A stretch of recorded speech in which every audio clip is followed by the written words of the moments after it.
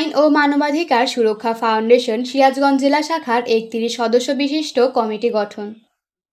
সিরাজগঞ্জ প্রতিনিধি শাহ আলমের প্রতিবেদনে। সিরাজগঞ্জ জেলার প্রান্তিক জনগোষ্ঠীর পাশে মানবিক সেবা দেওয়া, জেলার যে সমস্ত নাগরিক ন্যায় বিচার থেকে বঞ্চিত, বাল্যবিবাহ প্রতিরোধ, ইফটিজিং, মাদকমুক্ত সমাজ গঠনে ভূমিকা রাখা এই সংগঠনের মূল কাজ।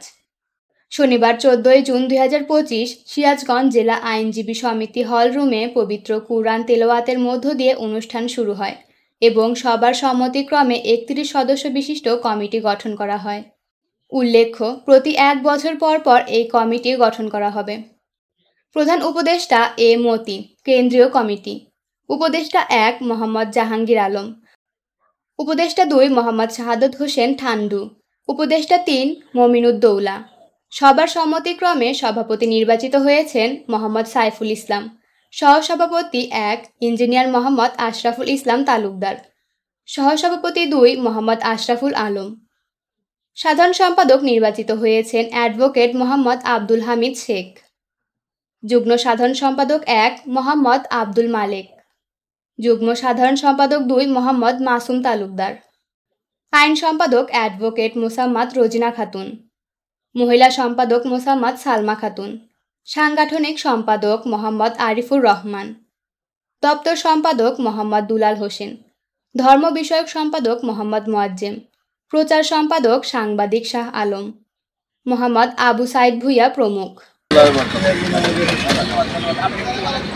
আমরা আজকে প্রথম সিরাজগঞ্জ জেলার আইন ও মানবাধিকার সুরক্ষার সংস্থার যাত্রা শুরু করলাম। আপনারা সবাই আমাদেরকে দোয়া করবেন, আমরা যেন এই কাজটা পরিবার করতে পারি এবং এই কাজটা মানুষের জনগণের স্বার্থে কাজ করতে পারি, এই দোয়া করতে পারি। আজকে মানবাধিকার সংস্থার প্রথম যাত্রা, এখানে আমি আজকে প্রথম আসছি। আমাদের যে উদ্দেশ্য সেটার জন্য আমরা সাকসেস করতে পারি ইনশাল্লাহ, এটাই আমাদের চাই। ধন্যবাদ। বিসমিল্লাহির রহমানির রহিম। সম্মানিত উপস্থিতি, এই অনুষ্ঠানের মধ্য শিরোমণি আমাদের বগুড়া থেকে আগত ক্যাপ্টেন আব্দুল মতিন এবং বগুড়া থেকে সাধারণ সম্পাদক ও আমার সকল সহযোদ্ধা বলবো আমি সবাইকে আমার সালাম, আসসালামু আলাইকুম।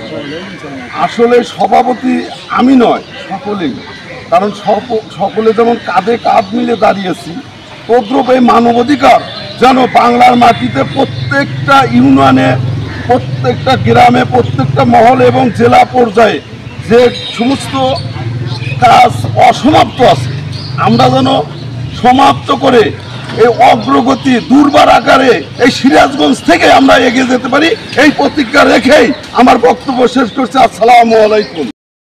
দৈনিক জয়সাগর।